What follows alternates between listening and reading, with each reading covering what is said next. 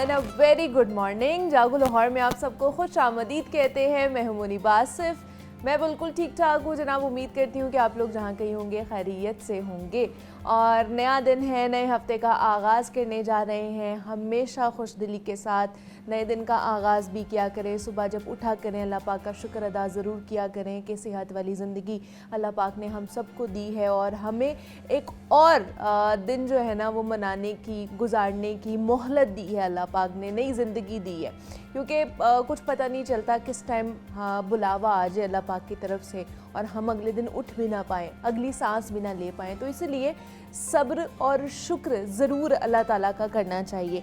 तो आज हम कुछ बात करेंगे कि मुख्तलिफ़ चीज़ें होती हैं हमारी ज़िंदगियों में, मुख्तलिफ़ मुश्किलात से हम गुज़र रहे होते हैं और हर इंसान की ज़िंदगी में कुछ ऐसे मोड़ भी आते हैं जब उसे ये लगने शुरू हो जाता है कि वो हार गया है या वो अपना मकसद पूरा ही नहीं कर सका है, वो ठुकरा दिया गया है। ये अंधेरे, ये मायूसियाँ, उनका वजूद सिर्फ़ और सिर्फ दिलो दिमाग में होता है।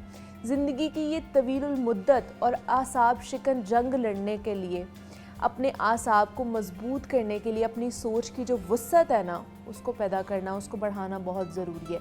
हमें अपने ज़ाविये निगाह को बड़ा करने की ज़रूरत है। वसी सोच इंसान को ज़िंदगी में तरक्की की मनाजिल तय करने में मदद देती है, क्योंकि हमारी ज़िंदगी के बेशतर मसाइल का हल भी सोचने से सामने आता है।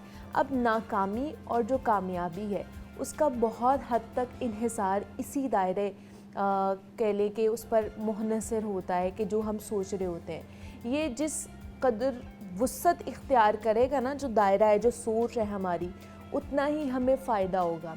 अब सोच की वुस्अत पैदा होती है तालीम से, एजुकेशन से। हुकूमत की ज़िम्मेदारी बनती है कि हर शहरी को तालीम के ज़ेवर से आरास्ता करे, ताकि हर शहरी, चाहे वो किसान हो, वो मज़दूर हो, वो कारोबारी तबका हो, घरेलू खातून हो, हर शोबे से ताल्लुक़ रखने वाले लोग हों, उनका तालीम याफ्ता होना बहुत ज़्यादा ज़रूरी है।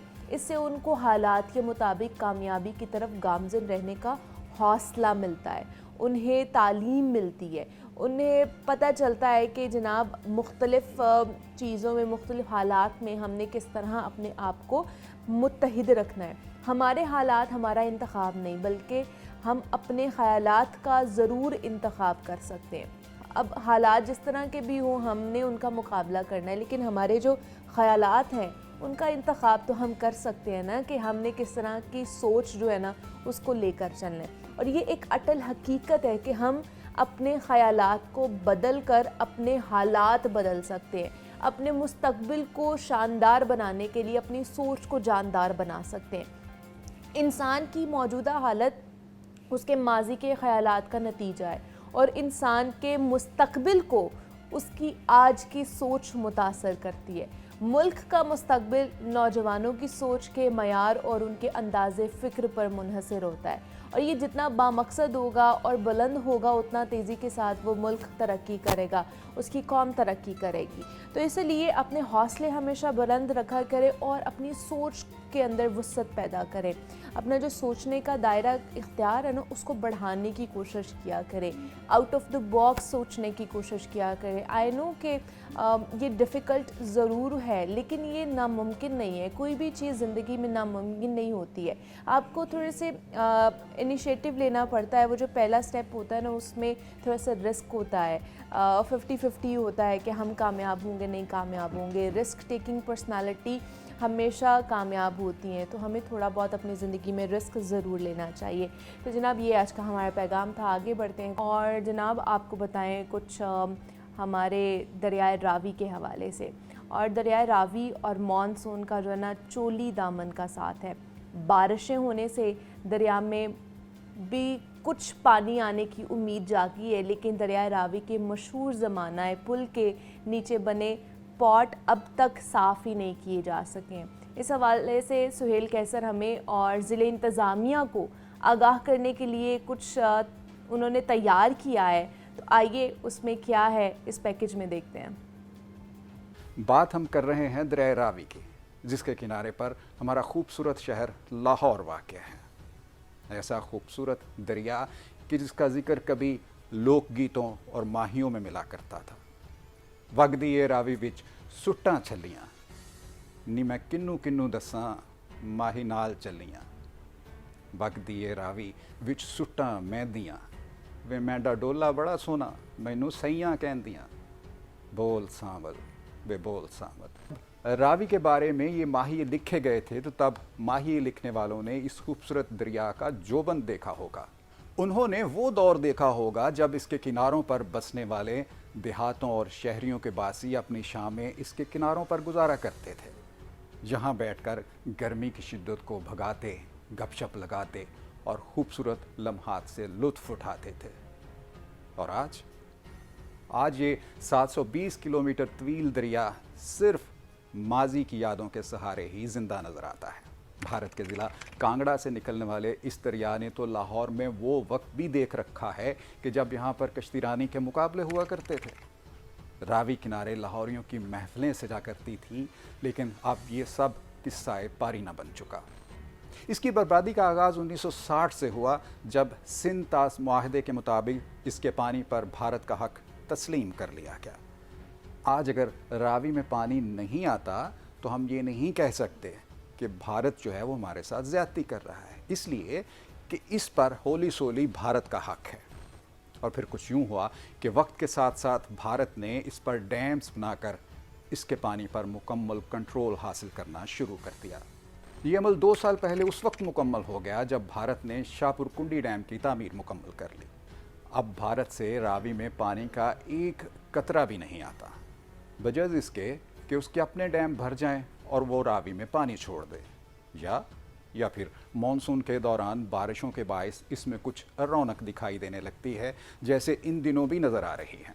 गुज़श्ता दिनों दरियाए रावी में जसड़ के मुकाम पर पानी की आमद 9000 क्यूसिक तक पहुंच गई थी और ये बहुत अच्छा साइन नज़र आया। फिर शादरा पर भी 9-10 हज़ार क्यूसिक के दौरान पानी चलता रहा। लेकिन दरियाए रावी पर हमें जो पानी नज़र आता है ये सिर्फ दरिया का अपना या बारिशों का पानी नहीं होता, बल्कि इसमें रावी मराला लिंक कैनाल का पानी भी शामिल होता है, जो दरियाए चनाब से निकाल कर दरियाए रावी में शामिल की गई। अब इस तमाम सूरत हाल का नतीजा ये निकला है कि अब लाहौर से गुजरने वाले दरियाए रावी के किनारों पर गंदगी ही बाकी बची है। तो दरिया के पानी में भी हर रोज़ करोड़ों गैलन सीवरेज और फैक्ट्रियों का मुज़र सेहत पानी बगैर ट्रीटमेंट के फेंका जा रहा है। आलम तो ये हो चुका है कि खुद इंतज़ामिया को भी दरिया का हुस्न बिगाड़ने में बराबर का शरीक करार दिया जा सकता है। ये बात मैं इसलिए कर रहा हूँ कि कभी अगर आप शादरा के करीब दरियाए रावी का विज़िट करें तो इस मुकाम पर पुल के तोसी मंसूबे को मुकम्मल किया गया था कुछ अर्सा पहले। होना तो ये चाहिए था कि पुल का तोसी मंसूबा मुकम्मल होने के बाद यहाँ पर दीगर काम भी होते और दरिया के हुस्न में इजाफा किया जाता। लेकिन क्या किया गया? किया ये गया कि जो पुल के मंसूबे से बचने वाला तामीराती मटेरियल था उसको दरिया के अंदर ही फेंक दिया गया। इस मलबे की वजह से दरिया का निस्फ से भी ज़ायद पार्ट मुकम्मल तौर पर बंद हो चुका है। जहाँ पर अगर आप पुल के दरों की गिनती करें तो ये 13 दर्रे बनते हैं, जिनमें से 10 मुकम्मल तौर पर इस मलबे की वजह से बंद हो चुके हैं। और अब यहाँ सिवाय गंदगी के कुछ भी दिखाई नहीं देता। और ये वही मुकाम है कि जहाँ से कश्ती लेकर आप कामरान की बारादरी की सैर करने जाते हैं। और अब जब आप वहाँ पर जाते हैं तो आप देखेंगे कि दरिया एक नहर की सूरत इख्तियार कर चुका है। सीवरेज का मिला जुला पानी, फैक्ट्रियों का जहरीला पानी, और ये वो पानी है जो आगे जाकर फसलों की काश्त के लिए इस्तेमाल होता है। दरियाए रावी के साथ भी हमने यही सब कुछ किया है ये हमारे सबके सोचने का मुकाम।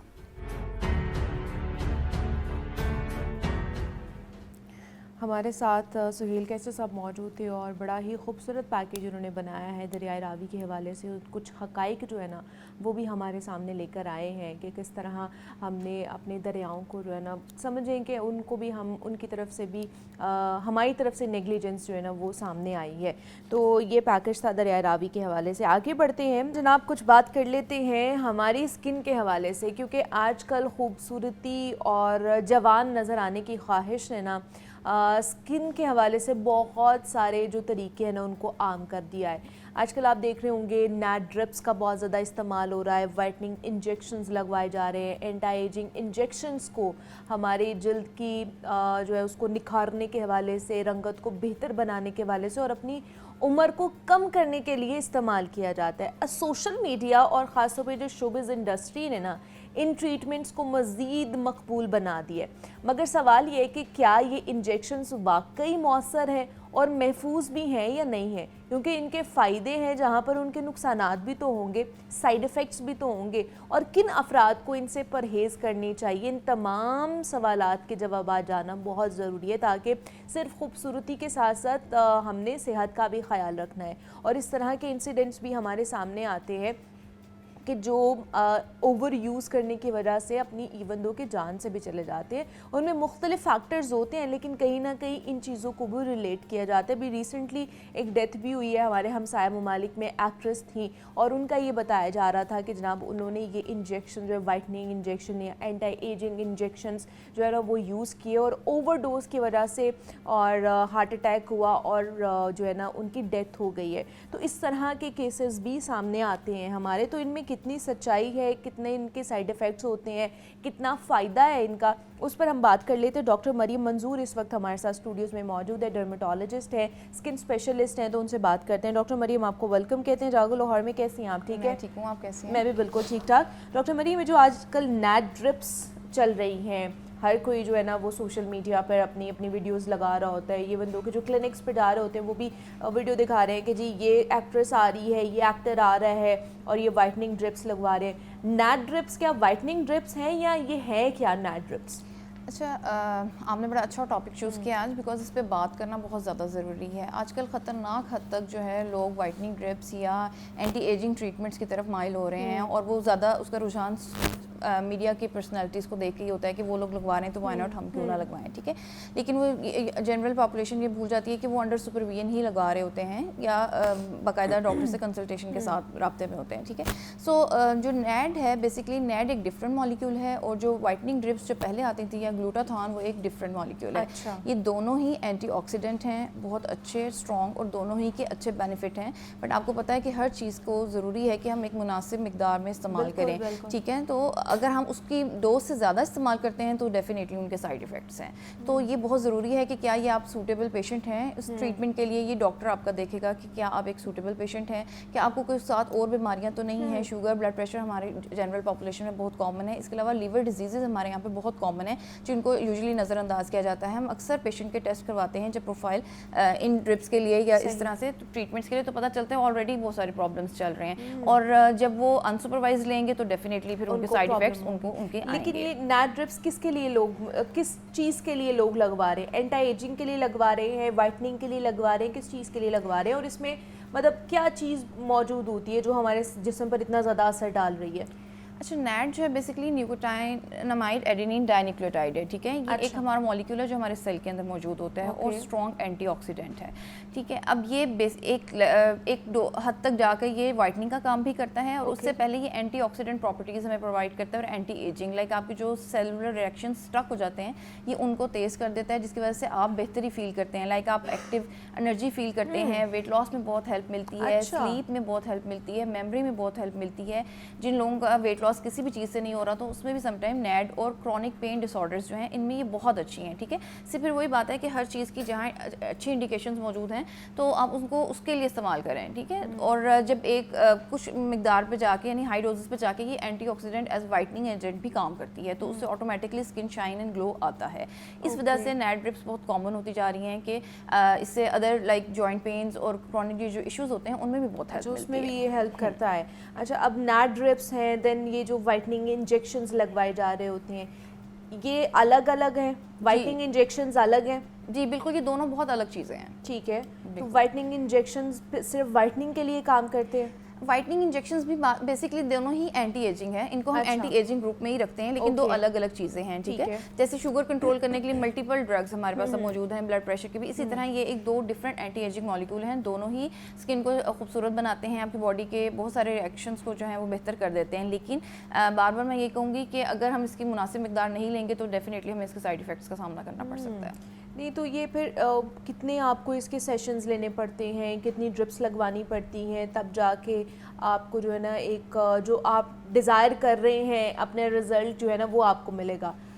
अच्छा, इसमें इस तरह से होता है कि पहले हम पेशेंट जब हमारे पास क्लिनिक में आता है तो हम उससे पहले सारी उसकी डिटेल हिस्ट्री लेते हैं, हम चेक करते हैं कि क्या उनको प्रॉब्लम्स तो नहीं है कोई भी, ठीक है, जैसे लिवर किडनी इश्यूज़ हो गए, ब्लड प्रेशर, शुगर हो गई, ठीक है। इसके अलावा कैंसर हिस्ट्री बहुत इंपॉर्टेंट है, जो एनएडी ड्रिप्स के लिए हम पूछते हैं कि क्या फैमिली में या इमीडिएटली या आप पेशेंट को कैंसर की हिस्ट्री तो नहीं है, ठीक है, और उसके लिए वर्कअप बहुत ज़रूरी होता है, ठीक है। फिर क्या होता है कि अगर तो वो पेशेंट हमारा सूटेबल होता है तो उसमें हम एक उसको बहुत थोड़ी मिकदार की डोज जो होती है, बहुत माइनर डोज से उसको हम ट्रीटमेंट स्टार्ट करते हैं और देखते हैं कि क्या वो पेशेंट को सूट भी कर रही है कि नहीं। ऐसा तो नहीं है कि डोज सूट ही ना कर रही हो, ठीक है। और फिर हम उसको आहिस्ता आहिस्ता फर्दर बढ़ाते हैं, लाइक अगर usually 4 to 6 session normally recommend किए जाते हैं, ठीक है, और डॉक्टर की मौजूदगी में लगाया जाता है बाकायदा। इसको हम एक प्रोटोकॉल होता है, सारी हम इसमें कंसेंट फॉर्म साइन करवाते हैं, पेशेंट का ब्लड प्रेशर, शुगर सब कुछ मॉनिटर करके, एंड देन फिर हम इस ड्रिप को स्टार्ट करते हैं और बहुत स्लो देनी होती है, ठीक है। सो मॉनिटरिंग के साथ इसको लगाया जाता है। तो फिर हम एक वीकली इसको चेक करते हैं कि क्या पेशेंट ठीक है, मतलब उसके फंक्शंस में बेहतरी आई है, उसको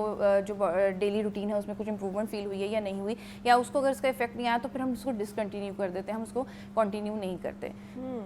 तो ये क्यों ऐसे लोग हैं जिनको उसका इफेक्ट नहीं होता है? हाँ जी, बहुत सारे ऐसे लोग और हैं। इसकी क्या वजह होती है?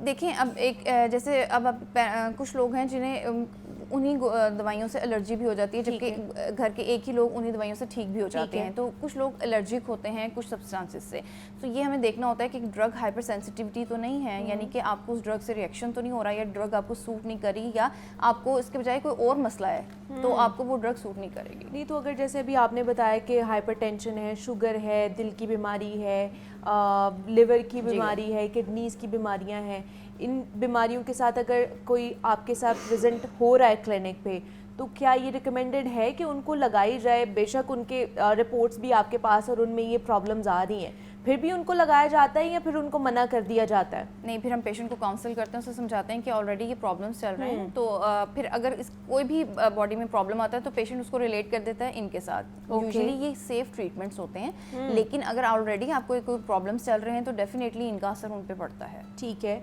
अच्छा, ये ट्रीटमेंट सेफ हैं? जी, वैसे तो ये साइड इफ़ेक्ट्स कब शुरू होते हैं? वैसे तो सेफ है, लेकिन ये नुकसान की तरफ, इंसान को नुकसान की तरफ किस टाइम लेकर जाते हैं? अब जैसे देखिए 4 to 6 डोजेज हैं, ठीक है, आपने सुपरविजन में ली और उसके बाद आपको एक सर्टेन इफेक्ट आ गया जो हम गेन करना चाह रहे थे, उसके बाद हम इसको डिसकंटिन्यू करवा देते हैं और पेशेंट को रूटीन जो डेली स्किन केयर रूटीन है और अदर टैबलेट्स हैं उन पे शिफ्ट कर देते हैं, मल्टीविटामिन्स पे, ठीक है। लेकिन अगर आप इसको लेते रहें मुस्तकिल तो डेफिनेटली आपको उसके साइड इफेक्ट्स आना शुरू हो जाएंगे। अब तो ये घर पे भी लोग ले रहे हैं ना, ग्लूटाथायोन भी ले रहे हैं, फिर वाइटनिंग इंजेक्शंस भी खुद लगा लेते हैं, डिफरेंट चीज़ें जो है ना वो अब अवेलेबल होती हैं ऑन द काउंटर, आप कह लें कि ओवर द काउंटर चीज़ें मिल जाती हैं। तो ये जो घर पे लगा रहे होते हैं वो कितने ख़तरनाक हो सकते हैं, या घर पे डॉक्टर्स कह देते हैं कि आप घर पे जाके लगा लें, या खुद से लगा रहे होते हैं लोग? नहीं, ये वो मोस्टली पेशेंट होते हैं जिन्हें डॉक्टर रिफ्यूज़ कर देते हैं और वो इधर उधर से कहीं से नाम पता करके उसको कहीं से भी मतलब ख़रीद लेते हैं। जैसे दराज पे भी बहुत ज़्यादा दवाइयाँ मौजूद हैं, या इस तरह से मुख्तलिफ प्लेटफॉर्म पे, या इवन मेडिकल स्टोर से भी वो जाके दवाई ले लेते हैं। अब उसको बंदे को नहीं पता कि इसको ये दवाई देनी है या नहीं देनी, वो उनको दवाई दे देते हैं। उसका क्या होता है कि जब वो घर जाके लगाते हैं तो ये कभी भी घर पे रिकमेंडेड नहीं है। तो उसका फिर इसी तरह की, जैसे आपने देखा ना इंडियन एक्ट्रेस थी जो उन्होंने घर पे लगाया, प्लस उन्होंने फास्टिंग की हुई थी, खाना नहीं खाया हुआ था, ये बहुत हैवी डोज मेडिसिन होती है और इसको एज अ सीरियस मेडिसिन लेना चाहिए। इसको इस तरह नहीं कि हमने फास्टिंग भी की हुई है फिर हम उसे ड्रिप भी लगा लें, फिर डेफिनेटली बॉडी पे असर तो उसका आता है। अच्छा, जब आपके पास पहली दफ़ा जब आता है पेशेंट आता है लगवाने के लिए, ड्रिप लगवाने के लिए या वाइटनिंग इंजेक्शन या वाइटनिंग ड्रिप लगवाने के लिए, तो उससे पहले भी तो कोई SOPs होंगे ना, प्रिकॉशनरी मेजर्स होंगे ना जो उसने लेने हैं, और आफ्टर ड्रिप भी कोई ऐसे प्रिकॉशनरी मेजर्स होते हैं जो उनको लेने पड़ते हैं? जी बिल्कुल, जैसे अब पेशेंट आता है तो सबसे पहले मैं उसकी नॉर्मल जनरल हिस्ट्री के अलावा उसकी फैमिली हिस्ट्री पता करने की कि उसको और कोई बीमारियां तो नहीं उनकी फैमिली में, ठीक है। फिर हम ये पता करते हैं कि क्या उसका प्रोफेशन क्या है। अगर फ़र्ज़ करें एक मेरे पास ऐसा बंदा आता है जिसको कंस्ट्रक्शन वर्क करता है, जिसने आउटडोर में रहना है, तो अगर हम उसको ड्रिप लगाएंगे तो क्या होगा, उसको तो वो उसका इफेक्ट भी नहीं आएगा, प्लस उसकी बॉडी पे एक बर्डन ही होगा क्योंकि वो एक मेडिसिन यूज़ कर रहा है, ठीक है। तो प्रोफेशन और आपकी जो लाइफस्टाइल है ये बहुत मैटर करता है। सबसे पहले हम पेशेंट को ज़्यादा एम्फेसाइज यही करते हैं कि आप अपना लाइफस्टाइल, अपनी जो रूटीन है उसको बेहतर करें एंड देन इन ट्रीटमेंट्स की तरफ आएँ ताकि आपको उनके लॉन्गर टर्म पे बेनिफिट्स फील हो सकें।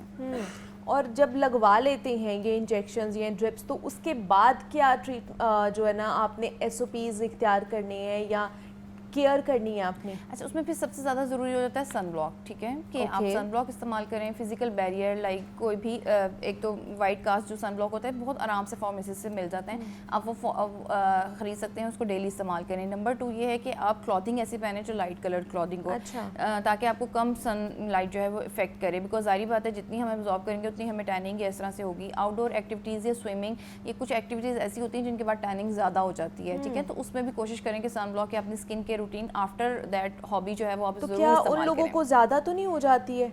उन लोगों को टैनिंग ज़्यादा होती है, वो प्रोन ज़्यादा हो जाते हाँ हैं कि वो टैनिंग की तरफ ज़्यादा चले जाएंगे? बिल्कुल बिल्कुल, उनको टैनिंग ज़्यादा होती है। फिर जैसे अब कुछ लोग जो माउंटेनियस एरिया से आते हैं तो वहाँ पे भी उन लोगों को भी ज़्यादा होती है। अच्छा, ये मुझे बताएं अब कि हम कितने इंजेक्शंस लगवाएं या फिर कितनी नैट ड्रिप्स अगर लगवाएंगे तो हमें उसका इफ़ेक्ट आना शुरू हो जाएगा? सपोज़ कि अगर मैं लगवाती हूँ तो मुझे कितने सेशंस लेने पड़ेंगे और उसके बाद एक विजिबल जो रिज़ल्ट होता है या विजिबल जो नज़र आने शुरू हो जाते हैं कि अच्छा वाह तुमने तो कुछ करवाया है, वो वाली चीज़ हो? अच्छा, नैट ड्रिप के जो बेसिकली ज़्यादा इफेक्ट्स हैं ना वो थे एनर्जी, आपकी बॉडी की एनर्जी बेहतर होती है, मेटाबॉलिज्म फास्ट होता है, वेट लॉस में हेल्प करता है, पेन में, ठीक है। इनके अंदर आप 2 से 3 नैट ड्रिप्स भी लेते हैं तो आपको बहुत अच्छे बेनिफिट्स आ जाते हैं, आप बेहतर फील करते हैं, मेमोरी बहुत बूस्ट हो जाती है, आपकी स्लीप में बहुत फ़र्क पड़ता है, ठीक है, आपको नींद वाली दवाइयाँ खाने की ज़रूरत नहीं पड़ती और आपकी स्लीप बेहतर हो जाती है। फिर जब इसके ज़्यादा मिकदार में या जिन लोगों ने रेगुलर इस्तेमाल की तो उनको इनके एंटी एजिंग बेनिफिट्स आना शुरू हुए तो पता चला कि ये एंटी एजिंग के तौर पर भी यूज़ की जा सकती है, तो ये इस तरह से हुआ था, ठीक है। तो हम कोशिश ये करते हैं कि पेशेंट को समझाएं कि ये सारे इफेक्ट्स जो होंगे वो आर्जी होंगे, ठीक है, कि जब तक आप लगवाएंगे डेफिनेटली देखें आप एक ड्रग है जिसको बाहर से ले रहे हैं, ठीक है, तो ये आप जब तक लेते रहेंगे आपको उसके इफेक्ट्स रहेंगे। मतलब अगर आप साल ले रहे हैं, हर महीने एक ले रहे हैं और पूरा साल आपने लिए हैं तो उसके फिर इफेक्ट्स कब तक रहेंगे? ये फिर वो पेशेंट के यूज़, जैसे मैंने आपको बताया कि वाइटनिंग के उसमें हम पेशेंट को मना करते हैं कि आउटडोर एक्टिविटीज़ नहीं करनी, ठीक है, या टैनिंग इस तरह की वो नहीं करने जिनसे टैनिंग हो, ठीक है, या कॉफ़ी बहुत ज़्यादा ऐसी, मतलब फिर वो एहतियात आपने करनी है, एहतियात करेंगे तो उनकी जो लॉन्गेटिविटी है ऑफ रिजल्ट्स वो बढ़ जाएगी। अच्छा, इसकी थोड़ी सी हमें रेंज बताएं, प्राइस रेंज बताएं कि कहाँ से लेके कहाँ तक जो है ना इन ड्रिप्स की, वो चाहे वाइटनिंग इंजेक्शंस हों, ड्रिप्स हों या फिर नैट ड्रिप्स हों, इनकी क्या रेंज है आजकल मार्केट में? अच्छा, मिनिमम जो जो इसमें डिफरेंट वही बात है कि डोज के हिसाब से इंजेक्शन की प्राइस वेरी करती है, ठीक है, लेकिन जो एक अच्छा इंजेक्शन है या ड्रिप है वो आपको 20,000 तक का से स्टार्ट होता है, 1 ड्रिप, ठीक है। मतलब अगर एक सेशन आपने लेने जाना है तो वो कम से कम इतने से होगा, कम से कम वो 20,000 का एक सेशन आपको पड़ेगा, इतने से स्टार्ट होगा, ठीक है, कि अगर आपने हर महीने वो सेशन लेना है तो आपको 20,000 जो है ना अपने साइड पे करने पड़ेंगे अगर आपने उन्हें लगवाना है। फिर मैं यही मेंशन करना चाहूँगी कि फिर जो सस्ते लगते हैं वो डेफिनेटली फिर वो नहीं लगते जो आपको बताया जा रहा होता है कि ये लगा रहे हैं, बिकॉज इतना सस्ता इंजेक्शन नहीं आते। ठीक है जी, आज हमने बात की है वाइटनिंग इंजेक्शंस के हवाले से और ख़ास तौर पर जो नैट ड्रिप्स आजकल बहुत ज़्यादा चल रही हैं कि हम लोग खूबसूरत नज़र आएँ, जवान नज़र आएँ और अपनी उम्र से छोटे नज़र आएँ। वैसे मुझे लगता है कि ग्रेसफुली हमें एज करना चाहिए और ये भी एक अच्छा कह लें कि हमारी एज का वो जो कहते हैं ना स्टेप होता है, 3 मरहलों पे हमारी ज़िंदगी, हमारी उम्र जो है ना वो मुश्तमिल होती है। हमारी बचपन, फिर जवानी आती है, फिर बुढ़ापा आता है, तो अच्छे तरीके से एज करना चाहिए। लेकिन बहुत से लोग कहते हैं जी हमने जल्दी एज नहीं करना, तो उनके लिए ये चीज़ें जो है ना वो मौजूद है मार्केट में, लेकिन ऑथेंटिसिटी बहुत ज़्यादा इंपॉर्टेंट है। अपनी थोड़ी सी रिसर्च करके जाएँ, पता करके जाएँ कि जो चीज़ आप लगवाने जा रहे हैं वो सही है भी नहीं है और जिसके पास जा रहे हैं वो भी प्रोफेशनल बंदा है या नहीं है। तो हमारे साथ डॉक्टर मरीम मंजूर मौजूद थी। Doctor Maryam, thank you so much for coming और इसके ऊपर बात की आपने, बड़ा इंपॉर्टेंट टॉपिक था क्योंकि ये बहुत ज़्यादा आम होता जा रहा है। तो चलिए, इस पे तो हमने बात कर ली। अब कुछ बात कर लेते हैं मॉनसून के मौसम में। आजकल चल रहा है मॉनसून का मौसम, कभी बारिश बरसना शुरू हो जाती है, कभी हब्स की कैफियत जो है ना वो बरकरार हो जाती है, कभी बादलों और सूरज की आंख मचोली जा रही होती है। तो अभी भी यही सूरत हाल है और जब ऐसा मौसम होता है ना, ख़ासतौर पर जब बारिश हो रही होती है, तो दिल करता है मज़ेदार खाने खाए जाएँ, घर में मज़ेदार पकवान बने या बाहर से कोई जो है ना वो मज़े के खाने मंगवाए जाएँ और मंचिंग की जाए। तो आज हम ऐसे ही की रवायती जो खाने हैं ख़ास तौर पर जो लाहौर में खाए जाते हैं या मानसून के सीज़न में खाए जाते हैं, उसके ऊपर एक पैकेज तैयार किया है। तो उनमें क्या क्या चीज़ें, आइए इस पैकेज में देखते हैं। ठीक है जी, ये पैकेज आप लोगों ने देखा। यहाँ पे एक छोटी सी ब्रेक लेते हैं, मिलते हैं इस ब्रेक के बाद।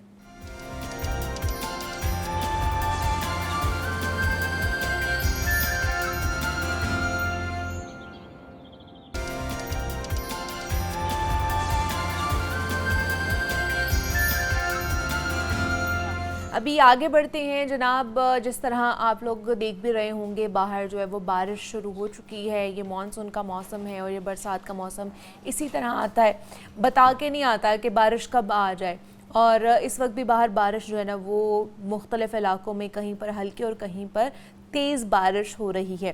तो मॉनसून का जब स्पेल आता है ना, तो एक कह लें कि फ़िगर्स भी कुछ हमारे सामने आते हैं कि जनाब लाहौर शहर में कुछ ऐसी इमारतें मौजूद हैं जो कि मखदूश हो चुकी हैं या फिर उनमें रहना नाकाबिले बर्दाश्त है, कि वो कभी भी मस्मार हो सकती हैं, कभी भी गिर सकती हैं, उनसे जानी नुकसान हो सकता है, उनसे माली नुकसान हो सकता है। तो कुछ ऐसी इमारतें हैं जो कि गैर महफूज हैं और उनकी जो मजमूई तौर पर तादाद है वो 84 बताई जा रही है कि ये ऐसी इमारतें हैं और इंतहाई गैर महफूज हैं। और लाहौर में जो महफूज प्राइवेट इमारतों की, गैर महफूज प्राइवेट इमारतों की जो तादाद है वो 69 है और सरकारी जो मखदूश इमारतें हैं उनकी तादाद 15 हो गई है। तो ये हर साल ये जो फिगर्स हैं हमारे सामने आते हैं, हर साल ये जो रिपोर्ट है ये जारी की जाती है कि जनाब लाहौर शहर में या मुख्तलिफ़ शहरों में जो है ना इतनी इमारतें हैं जो कि मखदूश हो चुकी हैं, जो जिनमें रहा नहीं जा सकता और कभी भी किसी भी वक्त वो जो है ना गिर सकती हैं। तो जो इंतज़ामिया है वो क्या इक़दामात करती है, किस तरह लोगों को वहाँ से निकाला जाता है या उनको कोई दूसरी जगह जो है वो प्रोवाइड की जाती है, क्या प्रोसीजर होता है, इस पर बात कर लेते हैं। इमरान अकबर हमारे साथ स्टूडियोज़ में मौजूद हैं, चीफ रिपोर्टर हैं। और इमरान साहब आपको वेलकम कहते हैं जागो लाहौर में। कैसे हैं आप? ठीक हैं अल्हम्दुलिल्लाह जी। इमरान साहब, 84 जो है गैर महफूज इमारतों का इंकशाफ हुआ है लाहौर शहर में मजमूई तौर पर। तो ये तो रिपोर्ट्स हर साल आती हैं, जब भी मानसून का मौसम आता है तो जनाब ये इमारतों की कहानी शुरू हो जाती है जी। इतनी इमारतें हैं जो कि गैर महफूज हैं और इसमें रहना जो है ना वो बिल्कुल भी ठीक नहीं है, आपको घर छोड़ देना चाहिए। तो ये सिर्फ रिपोर्ट्स तक ही गैर महफूज रहती हैं या कोई अमली तौर पर भी इसके ऊपर काम किया जाता है? बिस्मिल्लाहिर्रहमानिर्रहीम। मनीबा, बहुत शुक्रिया आपका। चूँकि मानसून है और उसका स्पेल भी चल रहा है और अभी भी बारिश हो रही है। हाँ जी। ये जो मानसून है इसमें कौन सी छत गिरनी है किसी को नहीं पता, क्योंकि नागानी ये वाक़या होता है और इसमें पक्के घर हों चाहे कच्चे घर हों, मगर जो सरकार की तरफ से डायरेक्शन आ जाती है, नोटिस आ जाते हैं कि ये घर खाली कर दिया जाए, तो उसमें वो खाली कर देना चाहिए क्योंकि जान का ख़तरा होता है, माल का ख़तरा होता है। तो पिछले साल 600 थी, इस साल 84 हो गई है, बड़ी अच्छी बात है। सही। ये दादोशुमार जो हैं पहले तो आए तो काफ़ी ज़्यादा थे, जिस दिन हमने ये देखे तो ये 2-3 रिपोर्ट्स बनी हुई थी, मगर जो आपने फ़िगर जो है दिया है ये सरकार के जो इस वक्त दादोशुमार हैं जिसमें ये बाकायदा तौर पर 84 बिल्डिंग्स का जिक्र किया गया है, ये लाहौर शहर की हैं। अच्छा। और लाहौर शहर को कहा जाता है बड़ा पक्का शहर है, बड़ा ज़बरदस्त मॉडल शहर है। तो अभी भी 84 बिल्डिंग्स हैं जो कि लाहौर शहर में हैं। ये अंदरून शहर की बात नहीं कर रहे, सिर्फ लाहौर शहर की बात कर रहे हैं। लाहौर शहर के अंदर है, ठीक है। और अंदरून शहर में जब हमने फिगर्स देखे पिछले साल के तो उसमें भी 600 बिल्डिंग्स थी। ओके। और उसमें से बताया ही जा रहा है कि 400 बिल्डिंग्स रेनोवेशन कर दी गई हैं। सही है। और उनकी जो खस्ता हाल इमारतें थी उनको दोबारा से जो है कंप्लीट मुकम्मल तौर पर जो है उनको ठीक कर दिया गया है। और अब जो 200 बिल्डिंग्स हैं उनमें से भी काफ़ी इमारतें वॉल सिटी अथॉरिटी के मुताबिक ठीक कर दी गई हैं और उनमें से सिर्फ अब 12 जो है इंतहाई ख़तरनाक इमारतें हैं जिनको अभी ठीक किया जा रहा है। जो पहले इमारतें ठीक की गई हैं कुछ वॉल सिटी अथॉरिटी ने ख़ुद से ठीक की हैं और 285 का फिगर वो बता रहे हैं कि हमने लोगों के साथ उनके ताउन के साथ से जो है उनकी जो घर है वो ठीक किए हैं। और इसी दौरान में वाक़या ये पेश आता कि मैं अंदरून शहर गया। अच्छा। और मैंने बाकायदा तौर पर देखा कि काफ़ी ज़्यादा खस्ता हाल इमारतों को ठीक किया गया है Okay. और कुछ जो खस्ता हाल इमारतें हैं उनको ठीक किया जा रहा है और अपनी आंखों देखा हाल बता रहे हैं। ठीक है। और अंदरून शहर में काफ़ी ज़्यादा जिद्दत आई है पुरानी इमारतों में कि उनको प्लस्तर किया जा रहा है, उनकी तमीर व मरम्मत की जा रही है, उनकी बाकायदा तौर पर हर जगह से जहाँ से वो गिरने वाली हैं वहाँ पे मरम्मत की जा रही है, उनको सपोर्ट की हुई है। अब ये अंदरून शहर में जो मैंने देखा वो आपको बता रहा हूँ। अभी अंदर कितनी इमारतें होंगी, अब जैसे आप 12 कह रहे हैं कि 12 इंतहाई इमारतें अभी भी हाँ हैं। हाँ अभी भी हैं। तो महदूश इमारतें जो हैं उनको भी खाली कराने के फर्स्ट सेकंड और थर्ड नोटिस नहीं, तो वो जारी हो गए हैं। कमर्शियल है या फिर डोमेस्टिक है, वहाँ पे लोग रह रहे हैं? जी लोग रह रहे हैं। अच्छा, लोग रह रहे हैं वहाँ पे। अब जाहिर बात है वो जो इदारा है वाल सिटी अथॉरिटी का अंदरून शहर में, वो उनको फर्स्ट सेकंड और थर्ड जो है नोटिस जारी कर चुके हैं। ठीक है। मेरा ख्याल है कि वो भी खाली करवा रहे होंगे या उनकी खस्ता इमारतों के साथ, क्योंकि लोग खाली नहीं करते। वो कहते हैं हम कहाँ पे किराए पे जाएं, लोग रेंट पे जाएं, किराया और अच्छा, अपने सामान कहाँ ये जो उठा के आपने लेकर 84 इमारतों की कैटेगरी है ना, इसमें आपने अभी जिक्र किया कि सरकारी इमारतें इतनी हैं और जो प्राइवेट है निजी इमारतें इतनी हैं, इसमें कमर्शियल भी हैं, इसमें इंडस्ट्रियल भी हैं, सनती भी हैं। अब ये तमाम लोगों के नाम भी इस लिस्ट में साथ लिखे हुए हैं, एक एक बंदे का नाम, एक एक मोहल्ला, एक एक गली, एक एक इलाका, तमाम लोगों के नाम, नंबर, हर चीज़ लिस्ट लिखी हुई है कि इन 84 में से अगर कोई एक छत भी गिरेगी तो सरकार कह सकती है कि हमने इनको इंटीमेट कर दिया था। अब तो क्या उनके घर के बाहर जाके कोई नोटिस चस्पा किया जाता है या क्या किया जाता है? ये पुराने तरीके हो गए हैं कि चस्पा कर दें, अपनी जान छुड़ा लें। ये फर्स्ट सेकंड थर्ड नोटिस जारी होते ही होते हैं, इनको हर साल होते हैं। मैंने आपको बताया कि पिछले साल काफ़ी बिल्डिंग्स थी लाहौर शहर में, नोट अंदरून शहर, लाहौर शहर में। तो इस दफ़ा फरिज जो है अदाद शुमार जो है इसके कम आए हैं। इसका मतलब है कि कुछ हो रहा है और अच्छी बात है। ये तो इनिशिएटिव जो है पंजाब गवर्नमेंट का है और इस पर आपको याद होगा पिछले ही पीर को कराची में जो है एक हादसा सामने आया था और उस हादसे को देखते हुए पंजाब गवर्नमेंट जो है बहुत ज़्यादा एक्टिवेट हुई और अब तक एक हफ्ते के अंदर जो है इन इमारतों में भागदौड़ हुई, आपके इश्तिहार आए और बाकायदा तौर पर मुहिम चलाई गई, इंटीमेट किया गया बार बार लोगों को। और ज़ाहिर बात है गवर्नमेंट तो यही कर सकती है। क्या हिकमत अमली इन लोगों ने अपनानी है, किस तरह जो है ना लोगों को निकालेंगे या किस तरह उनके साथ ताउन करेंगे, बातचीत करेंगे? देखिए जो 84 जो लाहौरी है ना वो बड़े मासूम हैं। अच्छा, बहुत मासूम है, बात मान लेते हैं लेकिन उनको समझ लेट आती है। अच्छा, कि ये हमारे हक में बेहतर है, जान के लिए वो कह रहे हैं ना। मैं यही तो कह रहा हूँ कि बहुत मासूम है। उनको देखिए सरकार ने क्या करना होता है, कल को कोई बात आएगी इसी 84 बिल्डिंग्स में रेनोवेशन करा रहे होते हैं, लास्ट में शायद लाहौरियों के दिमाग में ये भी हो कि ये सरकार पैसे देती है या लाहौरियों ने लोगों ने अपने खुद पैसे लगाने होते हैं। देखिए कमाल बात की है आपने कि सरकार क्यों पैसे देगी? अच्छा, सरकार नहीं पैसे देती। जब शहबाज शरीफ साहब का वक्त था ना, जो इस वक्त हमारे वज़ीर आज़म हैं, तो उन्होंने कहा था कि हम पैसे जो हैं अपने फंड से देंगे। अभी का जो मामला चल रहा है, अभी का मामला वैसा नहीं है। अभी जो जिसका घर होता है उसको ही सही करवाना होता है। वो ही वैसे लगाता है। वाल सिटी वालों से मुझे यही पता चला था कि वो कह रहे थे कि हमने 285 बिल्डिंग जो हैं वो जहाँ पे जो मकीन रह रहे थे उनकी ताउन से की हैं, कुछ पैसे उन्होंने डाले हैं, कुछ हमने डाले हैं। अच्छा। और बाकी 115 या 120 बिल्डिंग्स जो हैं वो हमने वाल सिटी अथॉरिटी के फंड से की हैं। देखें उसका ऑडिट होना है बाद में, सरकार के पैसों का ऑडिट होता है, उन पैसों के लगाने की मंजूरी किसने दी?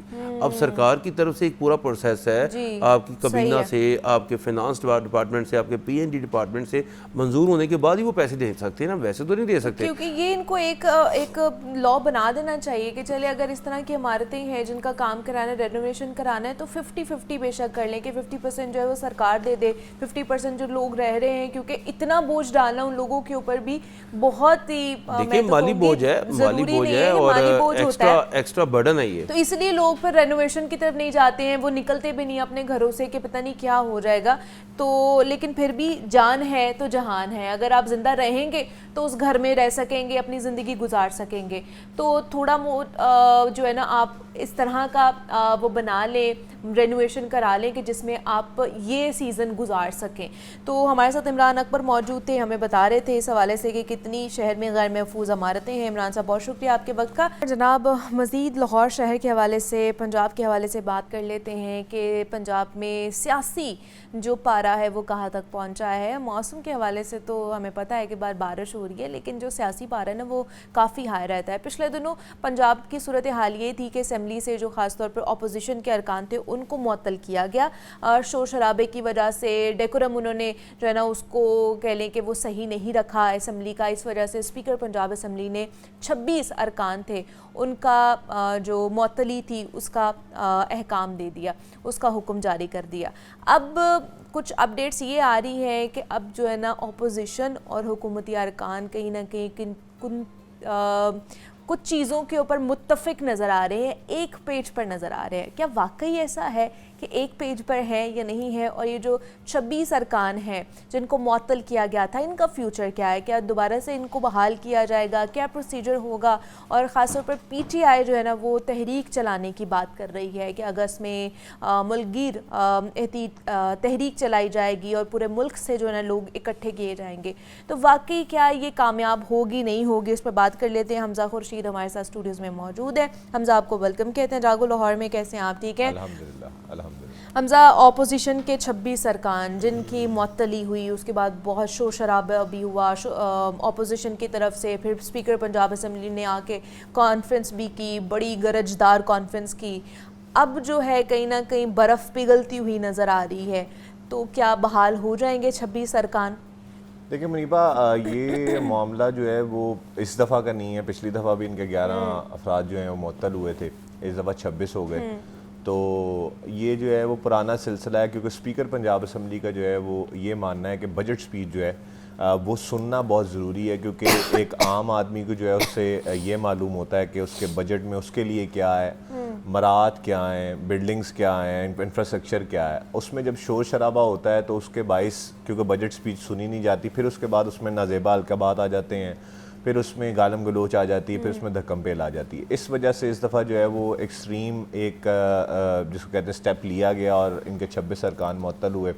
उसके बाद रेफरेंस जो है उसको ख़बरें चलाई गई कि रेफरेंस तैयार किया गया, लेकिन उसमें असल मुहिमा यह था कि स्पीकर पंजाब असम्बली के पास 3 से ज़्यादा जो हैं वो शिकायत हुकूमती तरफ से मौसूल हुई कि जो ये डेकोरम है ये ख़राब किया गया, इसमें गालम गलोच की गई है और इसमें नाजेबा अल्फाज कसे गए हैं। तो इसको जो है वो देखा जाए कि क्या ये आइन के मुताबिक है या नहीं है। अब आइन के आर्टिकल 62 के मुताबिक स्पीकर को 30 दिन के अंदर ये फ़ैसला करना होता है कि ये जो शिकायत उनके पास मौसूल हुई कि ये समाजशुदा हैं या नहीं है, इनके ऊपर जो है कार्रवाई होनी चाहिए या नहीं होनी चाहिए। तो उसी पर जो है वो सारा प्रोसीजर अभी तक चल रहा है। 26 अरकान जो मुअत्तल थे, क्योंकि गुज़िश्ता रोज़ भी स्पीकर पंजाब असम्बली के साथ मुज़ाकराती सेशन हुआ दूसरा, तो स्पीकर पंजाब असम्बली का ये कहना है कि अगर आइन के मुताबिक देखा जाए तो ये मामला जो है वो इलेक्शन कमीशन में जाना चाहिए। क्योंकि आइन से मुनहरफ हैं 26 अरकान, और जो पार्लिमानी पार्टी है उसकी बात नहीं मानी गई और उसमें जो है वो मुख्तलिफ चीज़ें शामिल होती हैं। लेकिन मैं ये चाहता हूँ कि जो सियासी मुशावरत है उससे चीज़ें बेहतर हो जाएं। और स्पीकर पंजाब असम्बली का ये कहना था कि अगर बात सियासी मुशावरत से हल हो जाती है तो हमें जो है वो ज़रूरत नहीं है इसको एक्सट्रीम लेवल पर लेके जाने की। और उनका जो है वो एक बड़ा सिंपल सा और एक पार्लिमानी सा उनका जिसको आप कहते हैं कि डिमांड है, और वो ये है कि जब भी आप एहतजाज करें तो उसमें नारेबाजी हो, लेकिन और उसमें फिर ये बात on the chair speaker Punjab assembly कह चुकी हैं कि ना नून लीग पाकिस्तान तहरीक इंसाफ की क़यादत के बारे में गलत अलकाबात करे, बोले ना पाकिस्तान तहरीक इंसाफ नून लीग की क़यादत के बारे में गलत अलकाबात जो है वो बयान करे। हाँ, आपने एहतजाज करना है, आप एहतजाज करें। अब उसमें उनकी डिमांड सिर्फ सिंपल सी है कि आप एहतजाज के ज़ाब्ते तय कर लें, एहतजाज की जो पार्लिमानी हद है वो क्या है वो तय कर लें, एहतजाज की इखलाकी हद क्या है आप वो तय कर लें। उसके बाद उसकी पासदारी के लिए मुझे यकीन दहानी करवाएं तो इस मामले को मैं ड्रॉप कर सकता हूं। लेकिन अभी जो मुज़ाकराती सेशन है, क्योंकि अपोजिशन भी जो है वो अपने पॉइंट पर डटी हुई है और हुकूमत जो है वो कहती है कि इन्होंने खिलाफ वर्जी की है, तो इसमें अभी मज़ीद मेरा जहाँ तक ख्याल है कि 2 सेशंस और होंगे। और इसका जो नतीजा निकलेगा मेरी नज़र में वो ये निकलेगा कि मामला सुलह की तरफ जाएगा। अच्छा। क्योंकि अगर मामला सुलह की तरफ ना जाना होता तो कल चीज़ों में बिगाड़ पैदा हो जाता। हाँ, क्योंकि कल जो हमारे सामने भी स्टेटमेंट्स आई हैं हुकूमती वज़रा की, उन्होंने भी कहा कि ऑपोजिशन अरकान की नाअहली के हक में नहीं है, बिल्कुल। बातचीत से जो है ना वो मामला हल किया जा सकता है। तो ये फर्स्ट सेशन हुआ है अभी मुज़ाकरात का? दूसरा सेशन है। अच्छा। पहला सेशन बरोज़ जुमा हुआ था, ठीक जिस है। पे स्पीकर पंजाब असम्बली ने समात का मौका दिया था। ठीक उस है। पर अपोजिशन लीडर और 26 अरकान आए थे, उन्होंने जो है वो मुज़ाकरात की हामी भरी। और कल जो है वो पहले तो एंड टाइम तक अपोजिशन फैसला नहीं कर सकी कि उनको जाना है या फिर नहीं जाना, लेकिन ठीक है। जब वक्त गुजर गया उसके बाद जो है वो एकदम से उन्होंने कॉल की कि हम लोग आ रहे हैं, और 5 बंदों का वक्त जो है वो अपोजिशन लीडर के हमरा पहुंचा और उन्होंने मुज़ाकरात किए और बड़े तवील मुज़ाकरात हुए। 2.5 घंटे के करीब जो है वो मीटिंग चली। और उसके बाद दोनों वफूद ने, हुकूमती और अपोजिशन ने, आकर बाहर प्रेस कॉन्फ्रेंस की, जिसमें अच्छी मीटिंग का उन्होंने बताया कि अच्छी मीटिंग है, लेकिन दोनों की जानिब से यही बात थी कि अभी जो है वो बहुत ज़्यादा इनिशियल है। सही है। और जो ये मामला है वो बहुत छोटा सा कि आपने ज़ाब्ता इखलाक जो तयशुदा है उसकी पासदारी की यकीन दहानी करवानी है। तो अब वो यकीन दहानी अपोजिशन किस तरीके से कराएगी, और दूसरी तरफ जो हुकूमती अरकान है अब वो किस तरीके से अपोजिशन को यकीन दहानी करवाएंगे कि उनको जो चुभने वाली बातें हैं जिससे वो भी आगे से जवाब देते हैं, हुकूमती अरकान भी नहीं करेंगे और अपोजिशन अरकान भी नहीं करेंगे। तो ये एक मामला अगर अभी या फ़िलहाल देखें तो तय होने की टेबल पे तो आ जाएगा, लेकिन अच्छा। आगे ऐवानों में क्या होगा वो आपको भी पता है, मुझे भी पता है कि मामला जो है फिर से यही होगा। अगली दफ़ा भी वज़ीर आला आएंगी, अगली दफ़ा भी ये लोग अलकाबात कसेंगे, लेकिन जो पार्लिमानी गुफ्तगू है वो नहीं की जाती। उसकी पासदारी के लिए सारा मामला जो है वो किया जा रहा है, और स्पीकर पंजाब असम्बली इस बात पर अटल हैं कि वो जो ज़ाब्ता इखलाक की पासदारी है वो करवा करेंगे। ठीक है। तो ये सारा मुहिमा है, और अब इसमें देखना है कि मज़ीद 2 जो आगे सेशंस हैं, 2 या 3, उसमें जो है वो क्या चीज़ें तय पाती हैं, और उसमें जो है वो कौन यकीन दहानी करवाता है कि हम पासदारी करवाएंगे। ठीक है। वैसे कबल अज़ वक्त है कि हम इस तहरीक के ऊपर बात करें, क्योंकि अभी भी इतने दिन बाकी हैं कि कभी भी कहीं किसी भी तरफ से यू टर्न लिया जा सकता है और कोई भी ऐसी स्टेटमेंट हमारे सामने आ सकती है कि शायद तहरीक ही ना हो। तो देखते हैं कि आने वाले दिनों में क्या सूरत हाल बनती है और ये सियासी गठजोड़ जो है ना ये कहाँ तक पहुँचता है। तो इस पर बात करने के लिए हमज़ा खुर्शीद हमारे साथ मौजूद है। हमज़ा, बहुत शुक्रिया आपके वक्त का। ब्रेक लेते हैं, यहाँ पर मिलते हैं इस ब्रेक के बाद।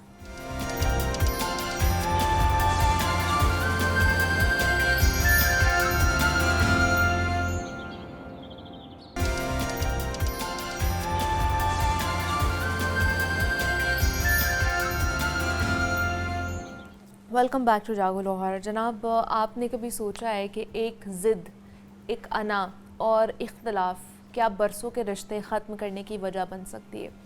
आज हम ऐसे सोसाइटी में जी रहे हैं जहाँ बच्चों की पसंद की शादी या नापसंदीदा प्रोफेशन जैसे शोबिज़ में आना या मुख्तलिफ ऐसे शोबिज़ जो है ना प्रोफेशंस को इख्तियार करना वालिदैन के लिए इतनी बड़ी बात बन जाती है कि वो आपसे ताल्लुक़ ही ख़त्म कर देते हैं। हमने अपनी मसरूफ़ियात को इतना मुक़द्दम कर लिया है कि किसी को ये जानने की भी फ़ुर्सत नहीं है कि कोई ज़िंदा है या मर गया है, बीमार है या फिर मुसीबत में है। तो इस पर हम बात करेंगे क्योंकि रिसेंटली कुछ ऐसे वाक़यात हमारे सामने आए हैं। तो इस पर बात करने के लिए आज हमने दावत दी है। डॉक्टर सैयद इमरान मुर्तज़ा साहब हमारे साथ स्टूडियोज़ में मौजूद हैं, मेडिकल सुपरिटेंडेंट हैं फाउंटेन हाउस के। डॉक्टर साहब, आपको खुश आमदीद कहते हैं जागो लाहौर में। कैसे हैं आप? ठीक है, बहुत शुक्रिया, अल्हम्दुलिल्लाह खैरियत से। डॉक्टर साहब, किस दौर में हम जी रहे हैं? ये कैसा दौर हाज़िर है कि जिसमें हमें एक दूसरे की ख़बर ही नहीं है कि हम हफ्तों, हम महीनों लापता हो जाते हैं और हमें कोई पूछने वाला नहीं है, कोई रिश्ता, कोई दोस्त, कोई अहबाब, कोई पूछने वाला नहीं है। बिस्मिल्लाहिर्रहमानिर्रहीम। पहले तो मैं अल्लाह ताला का शुक्रगुज़ार, उसने एक और ज़िंदगी और सेहत वाला दिन आप सब के साथ गुजारने का मुझे मौका दिया, और लाखों दुरूद सलाम करीम आका सल्लल्लाहु अलैहि वसल्लम की ज़ात मुबारक पे, सारी इज़्ज़त सिर्फ़ अल्लाह के रसूल के लिए, नेक लोगों के लिए। अच्छा, ये जो हलचल मची है ना माशरे में, और जिसे कहते हैं एक पत्थर तालाब में जिसकी लहरें दूर तक जा रही है, जिसका असर दूर तक जा रहा है, ये कोई एक दिन नहीं हुआ है, बिल्कुल ऐसे एक प्रोसेस है। अच्छा, जब आपने मुझे ये बात करने के लिए कहा तो मैंने थोड़ा सा सोचा इस बारे में, तो मुझे ख्याल है कि मैं पिछले 30-32 साल से तो रोज़ होते हुए देख रहा हूँ, बेशक। और ये मैं अपने अस्पताल में देख रहा हूँ, हाँ जी। कि जहाँ मुझे ये 22वां साल है और मैं देखता रहा हूँ कि लोग अपनी बेटियों को, माँओं को, बहनों को, और वो तो मैं ये समझता हूँ कि ये दो लोगों ने अपनी जानें दे के, मैं जो एक पॉजिटिव बात इसमें सोचता हूँ कि दो लोगों ने अपनी जानें दे के इस माशरे को झंझोड़ा है, इसकी रूह को झंझोड़ा है। नहीं तो ये तो घर घर की कहानी हो गई है। पहले वो जो न्यूक्लियस फैमिली की कॉन्सेप्ट था और अब और उससे भी आगे चला गया, तो ये तो इसने दौड़ा झंझोड़ के रख दिया इस माशरे को। पहले दिलों में दूरियां, उसके बाद रिश्तों में दूरियां, और उसके बाद अमल के थ्रू कब्रों में दूरियां। और मैं आपको एक छोटी सी मिसाल देता हूँ अपनी, कि मैं रोज़ाना अपने वालिद साहब की कब्र पर जाता हूँ और सुबह उनसे बातचीत करके, जैसे आज भी मैं गया और मैंने कहा कि जी मैं टीवी प्रोग्राम में जा रहा हूँ। तो जब वो ज़िंदा थे तो मैं उनके साथ इसी तरह की बात करके आता। तो जब मैं जाता हूँ तो मुझे कब्रिस्तान से ना पता चलता है कि कौन सी कब्र में कौन रहता है, क्या ये फैमिली पर्सन था या नहीं था। कई कब्रों पे जो है वो मुझे फूल पानी नज़र आता है कि कोई आता है, मिल के जाता है, कोई बात करके जाता है। और कई कब्रें ऐसी हैं कि जो मिट्टी हो चुकी है, मतलब अब ज़मीन पे वो उनके निशान भी ख़त्म हो गए। तो ये इसका मतलब ये है कि ज़िंदगी के अंदर भी, घरों के अंदर भी यही मामलात हैं जो कब्रिस्तानों तक आ गए हैं। अच्छा, मैंने जो हमेशा मैं ये बात करता हूँ कि पाकिस्तान जो है ना वो इसलिए नहीं बना था, इसलिए लाखों लोगों ने माइग्रेशंस नहीं की थी, इसलिए हमारी माँ बहनों बेटियों ने जो है ना वो अपनी इज़्ज़तों का जो है ना वो सौदा किया कि ये मुल्क बने। बेशक। तो लोगों ने अपने घर बाहर छोड़े। आप अपनी सीट नहीं छोड़ सकते, अपना सोफ़ा नहीं छोड़ सकते, अपना तकिया नहीं छोड़ सकते। तो इतनी बड़ी माइग्रेशन, इतना बड़ी कुर्बानी जो है क्यों हुई थी। अच्छा, अब उसमें वो जेन ज़ी और नई नस्ल की बातें हो रही हैं और ये सब कुछ हो रहा है, लेकिन ये एक प्रोसेस है। ये ऐसा नहीं हुआ कि ये एक दिन में जो है ना हुमैरा के साथ और आयशा के साथ ऐसा हो गया। और ऐसी बहुत सी और कितने केसेस हैं जो हमारे तक नहीं पहुंचते हैं। आज से देखें ना, ये तो मैं कहता हूँ कि इन लोगों ने अपनी कुर्बानी दे के झंझोड़ दिया, और ये इस पे मुसलसल बात हो रही है क्योंकि ये वो लोग थे कि जिनको लोग सुनते थे, देखते थे। हाँ। अच्छा, मैं तो आपको एक छोटी सी मिसाल, आज से कोई 22 साल पुरानी बात है। मैंने इनिशियली तौर पे ही मैंने ज्वाइन किया था फाउंटेन हाउस। अच्छा। तो मेरी ड्यूटी रात की होती थी। अच्छा। तो शुरू में जब मैं आया था यहाँ पे, तो मैं एक दिन मुझे रात को कोई 4 बजे करीब फ़ोन मुझे आया कि सर एक पेशेंट की तबीयत ख़राब है। तो नेचुरली मैं अपने कमरे से निकल के उस पेशेंट को देखने के लिए चला गया। तो वो एक खातून थी जिसको मैं रोज़ाना गेट पे बैठे देखता था, और उसकी बहुत तबीयत ख़राब थी। हमने बड़ी कोशिश की उसकी जान बचाने के लिए, जान नहीं बच सकी। अच्छा। तो मैंने जो है ना वो उसकी फ़ाइल को ढूंढा, फ़ोन किया। अच्छा, क्योंकि मैं बड़ा एनर्जेटिक था उस मामले में कि भाई मैं ख़ुद ये, क्योंकि मेरे सामने वो उसकी जान गई थी, तो मैं इसके घर खुद जाऊंगा। वो लाहौर के एक पॉश इलाके के अंदर उसका घर था। तो खैर हमने फ़ोन तो, जब क्योंकि फ़जर की नमाज़ का वक्त था, तो वो फ़ोन तो नहीं मिल सका, किसी ने नहीं उठाया। तो मैंने कहा ये एड्रेस है, तो मैं इस एड्रेस पे चला जाता। तो मैं उस एड्रेस पे उस डेड बॉडी जिसे कहना चाहिए उस खातून के साथ मैं गया। अब देखिए बात कैसे बदल जाती है कि इंसान पहले होता है, उसका कोई नाम होता है, बाद में वो डेड बॉडी हो जाती है। तो मैं जनाब अली उनके घर पे चला गया, और एक पॉश इलाके में घर था। तो काफ़ी देर में बेल वगैरह बजाता रहा, तो कोई नहीं निकला। पड़ोस में मैंने एक साहब निकल के आया, तो कहते हैं आप क्या कर रहे हैं। एम्बुलेंस खड़ी थी, नेचुरली एम्बुलेंस के अंदर डेड वो जो खातून थी उनकी मैयत थी। तो मैंने कहा जी मैं इस एड्रेस पे आया हूँ, और वो ये मैं काफ़ी दिनों से देख रहा था ये खातून यहाँ पे, और उनका इंतकाल हो गया हमारे अस्पताल में। तो मैं चाहता हूँ कि हैंड ओवर कर दूँ। और मेरा स्टाफ मुझे पहले मना कर रहा था कि सर ना जाए, कोई ऐसी बात होगी। वो आप यकीन करेंगे काफ़ी कहते हैं कि यही घर है। अच्छा। तो काफ़ी देर के बाद जो है ना वो एक कोई नौकर आया निकल के, उन्होंने कहा जी ये, जब मैंने बताया उनको तो पता चला ये बहन है इन साहब की। अच्छा। जो कोई रूल करते थे इस इलाके पे। ओके। तो उन्होंने कहा कि जी वो उन्होंने कहा है साहब ने कि इनकी जो मैयत है वो गैराज में रख दें। तो मेरे ड्राइवर ने मुझे कहा कि सर मुझे प्यास लग रही है। तो वो प्यास, पानी के लिए भी इजाज़त नहीं थी, तो बाहर जो नल लगा था ना जो घास पे डालने का, उसने वहाँ से पानी पिया, और वो जो खातून की हमने मैयत को उनकी उसी कपड़े में जो हम अस्पताल की कपड़ा था उसमें ही गैराज में रख दिया, और वापस आ गए। मैं सोच रहा था कि ये जो इतना महल इसने बनाया हुआ है, तो तो ये जो आज आयशा ने और उमेरा ने अपनी कुर्बानी दे के लोगों को झंझोड़ा, ये तो काफ़ी दिनों से चल रहा था। अब असल में ये सरफेस पे आ ये गया। हाँ, ये पब्लिक अब इसको देख आप रही है। पहले आप तो ये हॉस्पिटल्स और आप लोग तो ये रोजाना की बुनियाद पर देख रहे होते हैं, रेगुलर है। हम तो ये कभी कभी देखते हैं। और ये मैं बड़ी एक कॉमन सी बात आपको बताता हूँ कि जैसे हमारे पास कोई पेशेंट आते हैं और इस हालत में आते हैं, काफ़ी बुरे, हम पूरी कोशिश करते हैं, लेकिन खुदा ना खास्ता कभी रेयर केसेस में कभी किसी की डेथ अगर हो भी जाए तो फैमिली को जब फ़ोन किया जाता है, या अच्छा डेथ से पहले की बात बता रहा हूँ, अच्छा, डेथ से पहले कभी बीमार हो जाए और अब हमारी ट्रीटमेंट या कोई याद भी तो आपको कर रहा कोई, होता है ना। हाँ, हाँ, अच्छा ये भी मैं आपने कितना बड़ी उम्दा मिलने बात का दिल की कर रहा है, होता मैं है। इस पे भी बात करता हूँ। एक छोटा सा वाक़या आपको सुनाता हूँ कि अगर डेथ से पहले वो बीमार हो जाए, उनको कोई ऐसी बीमारी हो जाए जैसे फॉर एग्जांपल दिल की बीमारी हो जाए, किसी को और कोई बीमारी हो जाए जिसमें इन्फेक्शन हो जाए, तो हमें किसी और हॉस्पिटल में ट्रांसफ़र करना है, तो हम उनको तो कहें कि consent भाई लिया आ जाता है जाओ, ना, हाँ। देख लो, मिल लो, तो वो भी नहीं आते।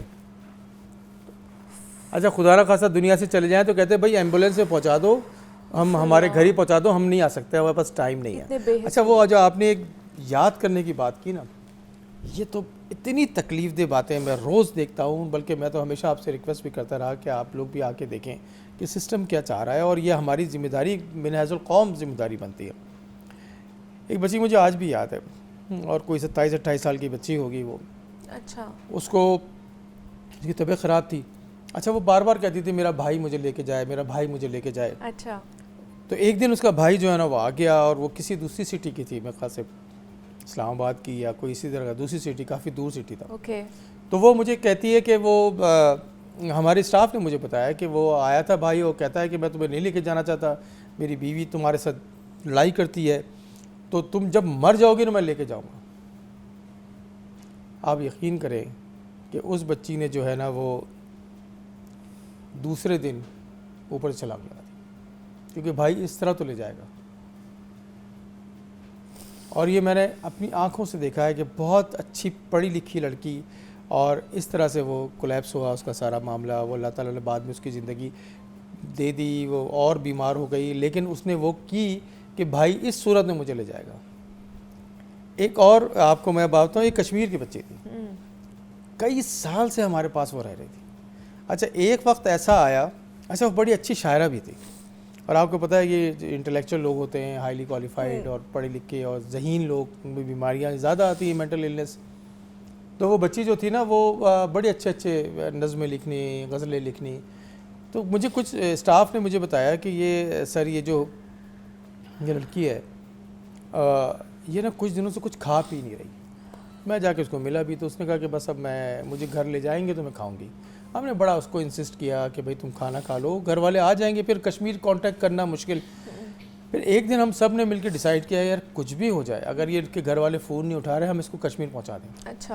अच्छा जो बेड रिडन बच्ची थी ना, हाँ। बिल्कुल बेड रिडन थी, खाना छोड़ चुकी थी, कई दिन गुजर चुके थे, बहुत बुरा हाल था, सारे टेस्ट करा लिए, कोई बीमारी नहीं निकल रही, ना खाना खाने की वजह से बिल्कुल सूख गई। अच्छा मैंने ना एक एम्बुलेंस अरेंज की, 2-3 लड़कियां अरेंज की, मैंने कहा यार इसको घर छोड़ के आया, कुछ भी हो जाए। जब वो मुझे बताते हैं इस बात के लिए कि जब वो वहाँ पहुँचे हैं कश्मीर लेके, तो उसका घर ना एक पहाड़ी पे था। अच्छा, तो वो एम्बुलेंस से उतरी है और दौड़ के अपने घर में चली गई है। क्या बात है। आप ये देखिए कि ये जो घर की अट्रैक्शन है, ये रिश्तेदारों बहन भाइयों की अट्रैक्शन है, ये कितनी बड़ी है। इसी तरह से एक खातून थी जो मैं कई दफ़ा इस बारे में बात करता हूँ कि वो कोई 40 साल हमारे अस्पताल में रही, और 40 साल तक उनका जो है ना वो अजीज़ जो थे वो ब्यूरोक्रेट्स थे, और वो गेट पे रोज़ाना आती थी और पूछती थी मुन्ना आएगा, हम कहते थे हाँ 2 बजे आएगा, और मुन्ना नहीं आया। 40 ईयर्स। आप सोचें जहनी मरीज़ माँ, और वो जो है उसको जो है वो लेने के लिए, देखने के लिए, वो बेटा जिसके लिए पैदा होने पर नेचुरली मिठाइयाँ बटी होंगी और सब कुछ हुआ होगा, तो वो बेटा जो है ना वो नहीं आया। तो ये वो माशरा है कि जिसको झंझोड़ने की ज़रूरत है। बिल्कुल ऐसे ही है कि बिल्कुल जो ऐसे आप बोएंगे काटेंगे भी तो जी हाँ, वही ना। बिल्कुल ऐसे ही है। तो ये रिश्ते बड़े खूबसूरत रिश्ते होते हैं, इनको संभालने की कोशिश किया करें। इस तरह की जो चीज़ें हमारे सामने आती हैं ना, दिल दहला देती हैं, तो अगर आपके पास ऐसे रिश्ते हैं तो उनको संभालें, उनसे मोहब्बत करें, उनसे प्यार करें, कोशिश करें कि उनके लिए वक्त भी ज़रूर निकालें। ये दोबारा रिश्ते हमें मैसर नहीं आएंगे। डॉक्टर सैयद इमरान मुर्तज़ा साहब हमारे साथ मौजूद थे। डॉक्टर साहब बहुत शुक्रिया आपके वक्त मैं का। बस एक आखिरी जी, जी। बात ज़रूर कहना चाहता हूँ। देखिए, रिश्तों को निभाने के लिए 2-3 चीज़ें होती हैं। एक तो जल्दी से माफ़ कर देना चाहिए और माफ़ी मांग लेना ठीक चाहिए, है, और जो आप दूसरों से अपने लिए उम्मीद लगाते हैं वो उनके हाँ, साथ करना वो चाहिए, उनके साथ करना चाहिए। तो बेशक ये ऐसे। रिश्ते बच जाएंगे। बेशक ऐसे ही है। बहुत शुक्रिया डॉक्टर साहब, मुझे इजाज़त दीजिए, अपना ख्याल रखिएगा। अल्लाह हाफ़िज़।